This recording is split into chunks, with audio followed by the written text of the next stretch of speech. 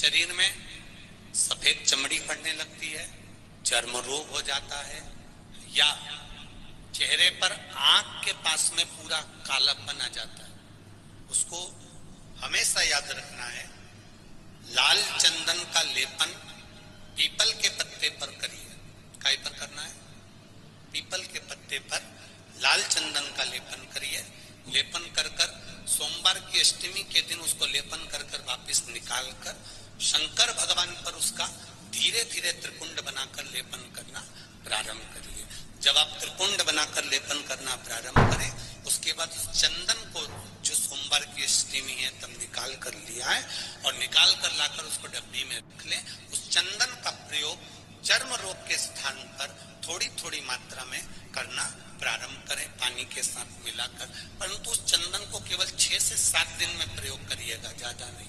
धीरे धीरे चमड़ी, परंतु उसको सोमवार की अष्टमी के दिन सिद्ध कर कर बनाना है। उसको सोमवार की अष्टमी के दिन चढ़ाना है श्री शिवाय नमस्तुभ्यम या ओम नमः शिवाय या पंचाक्षर मंत्र या महामृत्युंजय मंत्र, जो आपको आता हो, शिव जी का जो नाम आपको याद हो उसको बोलकर चढ़ा, उसको लिया, फिर उसको अपने शरीर पर लगाना प्रारंभ करो। उसका फल आपको 15 दिन के अंदर धीरे धीरे धीरे धीरे प्राप्त होना प्रारंभ।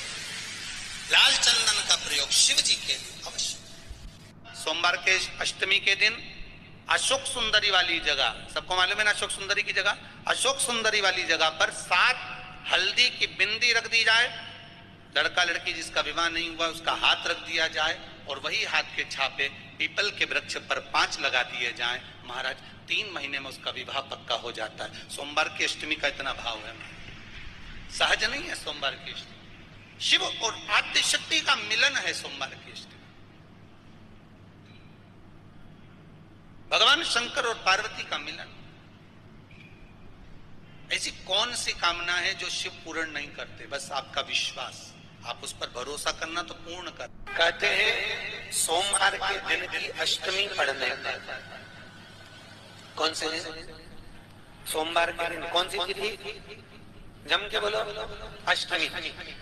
सोमवार के दिन अष्टमी तिथि पड़े और उस दिन अगर 5 बेलपत्र भगवान शिव को समर्पित कर दी जाए तो व्यक्ति जो सोचकर जिस कामना से, जिस मनवांछित फल के लिए बेलपत्र चढ़ाता है उसकी वो कामना मात्र 3 महीने में पूरी हो जाती है।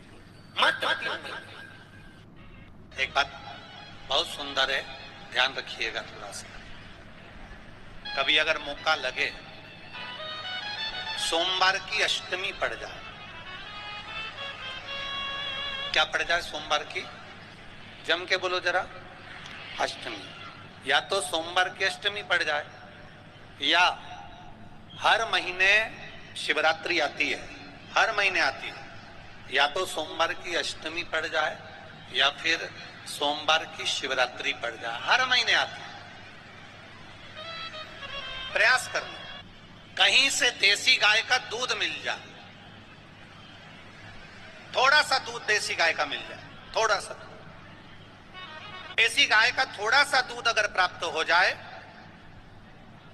बेलपत्री के पत्ते से दूध कटोरी में लेकर, मात्र बेलपत्री के पत्ते से एक एक बूंद अगर दूध, आप एक बूंद अगर ज्यादा ना मिला हो, 1 चम्मच भी अगर आपको दूध देसी गाय का मिल गया हो और सोमवार की अष्टमी पड़ जाए या सोमवार की, जम के बोलो, शिवरात्रि पड़ जाए, उसमें केवल अगर देसी गाय का दूध मिल जाए, जर्सी गाय का नहीं हो, देसी गाय का अगर दूध मिल जाए, बेलपत्री के पत्ते से, तुम्हारे घर के अंदर अगर शिवलिंग है या मंदिर में शिवलिंग है या तुम्हारे नजदीक में कोई शिवलिंग है, उस पर बूंद बूंद, एक एक बूंद अगर शिवलिंग पर दूध समर्पित कर रहे हो, श्री शिवाय नमस्तुभ्यम, नमः शिवाय या षडाक्षर मंत्र ओम नमः शिवाय या 33 अक्षर का मंत्र महामृत्युंजय मंत्र, इसका स्मरण कर कर शिव जी पर देसी गाय का दूध समर्पित कर कर इस बेलपत्री को अशोक सुंदरी वाली जगह पर अगर आप समर्पित कर देते हैं, फिर आप जिस भी चीज के लिए अप्लाई करें, मेरा देवाधिदेव महादेव आपका हाथ पकड़कर खींचकर आगे बढ़ा ही दे। मेहनत करना, कर्म पूरा करना, पढ़ाई अच्छी करना, और पढ़ाई के साथ में विद्या अध्ययन करने के साथ में अच्छी मेहनत के साथ में देसी गाय का दूध भगवान शंकर को समर्पित करना, भगवान शंकर को समर्पित करना। देसी गाय का दूध धीरे धीरे धीरे धीरे समर्पित करना, भाव के साथ अब समर्पित करना। देसी गाय का दूध एक एक बूंद समर्पित करें, धीरे धीरे समर्पित करें। और देसी गाय का दूध जब धीरे धीरे समर्पित करें, बड़े रास्ती से आनंद से धीरे धीरे जब आप समर्पित करेंगे, बेलपत्री वही दूध में सनी हुई बेलपत्र अशोक सुंदरी वाली जगह पर, उस समय पर डंडी का भाग शिवलिंग की ओर नहीं होना चाहिए, उस समय पर डंडी का भाग जहां से पानी बहकर जाता है अशोक सुंदरी की ओर से, वहां पर होना चाहिए। कार्य में सफलता मिलती है। शिव तत्व को धारण, पीला चंदन लगा लेना। कितना लगाना है?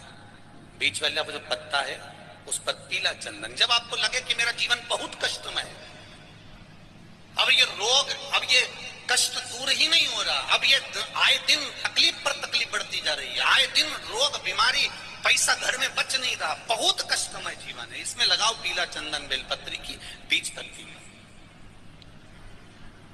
महाराज, और बीज पत्ती पर जब चंदन लग जाए, लगने के बाद में ये दोनों पत्ती पर लाल चंदन लगा लीजिए। इन दोनों पत्ती के बीच में जो डंडी का भाग होता है, आपको कहा था, आपको स्मरण में होगा शायद, हमने जब बेलपत्री की महत्वता बताई थी तो उस बेलपत्री की महत्वता में कहा था ब्रह्मा विष्णु महेश ये तीन हैं, बोला था। बीच में ये बड़ी पत्ती से लेकर जो दो पत्तियां होती हैं, इनके बीच में जो जगह बचती है, इसमें मां पार्वती के 64 योगनियां, मां पार्वती अपनी पूर्ण सिद्धि के साथ में जितनी भी देवी के स्वरूप हैं, वो माता 64 योगनियां देवी के स्वरूप में यहाँ पर विराजमान होती हैं। दो पत्ती के नीचे से जो डंडी होती है नीचे तक, ये पूरी डंडी में 33 कोटि देवी देवताओं विराजमान होते हैं इस पूरी डंडी के अंदर।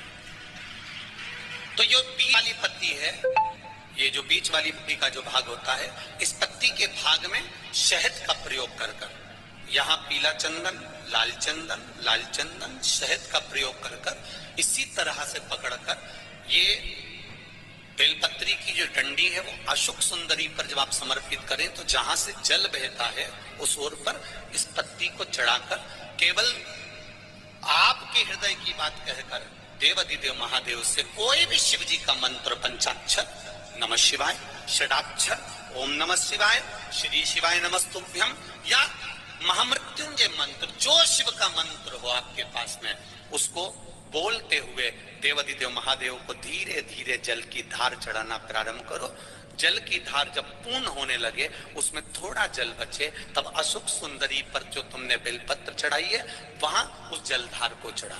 ये प्रयोग आपको केवल सोमवार की अष्टमी पढ़ने पर ही करना है। कौन से दिन करेंगे? जम के बोलिए जरा।